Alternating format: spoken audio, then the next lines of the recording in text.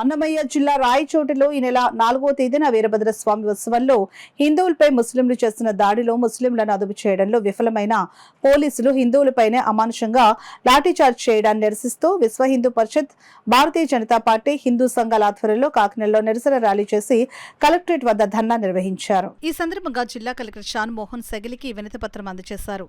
ఈ సందర్భంగా బీజేపీ జిల్లా అధ్యక్షులు బిక్కిన విశ్వేశ్వరరావు మాట్లాడుతూ హిందువుల ఉత్సవాల్లో పోలీసుల జోక్యం ఆంక్షలు పెంచడాన్ని సహించబోమని హెచ్చరించారు.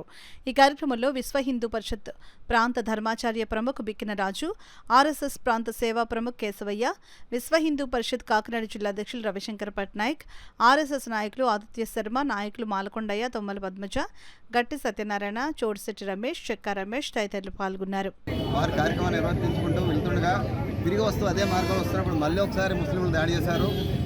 దీన్ని చాలా తీవ్రంగా ఖండిస్తున్నాం. ఇది ఒక హాబీగా అయిపోయింది ముస్లిమ్స్కి. రెండవది, వారు వెనక్కి వస్తున్నప్పుడు పోలీసులు మనం పర్మిషన్ పెట్టుకున్నాం, వీరభద్రస్వామి ఊరేగింపు చేసుకోవడానికి పర్మిషన్ పెట్టుకున్నాం. అయినప్పటికీ కూడా పర్మిషన్ కూడా మాకు ప్రొటెక్షన్ ఇవ్వాల్సింది పోయి వారే మాపై లాఠీచార్జ్ చేసి మా వివిధ క్షేత్రాలైనటువంటి విశ్వ హిందూ పరిషత్తు, ఆర్ఎస్ఎస్ మరియు బీజేపీ ఇతర నాయకులందరి మీద కేసులు పెట్టారు. చిన్నలు పెద్దలను తేడా లేకుండా, మహిళలు వృద్ధులను తేడా లేకుండా అందరి మీద అమానుషంగా దాడి చేసినటువంటి ఎస్ఐ గారిని తక్షణ విధుల నుంచి తొలగించాలి. పెడన్లో మొన్న రీసెంట్గా జరిగినటువంటి కార్యక్రమంలో కూడా ఇదే విధంగా ప్రవర్తించారు వారు. ఇది నిరంతర ప్రక్రియ కొనసాగుతుంది. పోలీసు వారు కేసులు బనాయిస్తున్నారు తూతూ మంత్రంగా.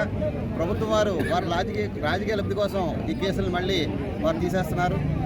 ఇది ఒక రెగ్యులర్ ఆటలాగా అయిపోయింది. హిందువులు ఇక చూస్తూ ఊరుకునేటువంటి అవకాశం లేదు. మా కూటమి ప్రభుత్వం అధికారంలో ఉన్నప్పటికీ కూడా మేము వారందరికీ కూడా విజ్ఞప్తి చేస్తున్నాం. దయచేసి హిందువుల్ని వారు చేసుకున్నటువంటి యాక్టివిటీస్ని ఇండిపెండెంట్గా చేసుకునే అవకాశం కల్పించాలి. ముస్లింలపై తక్షణం చర్యలు తీసుకోవాలి.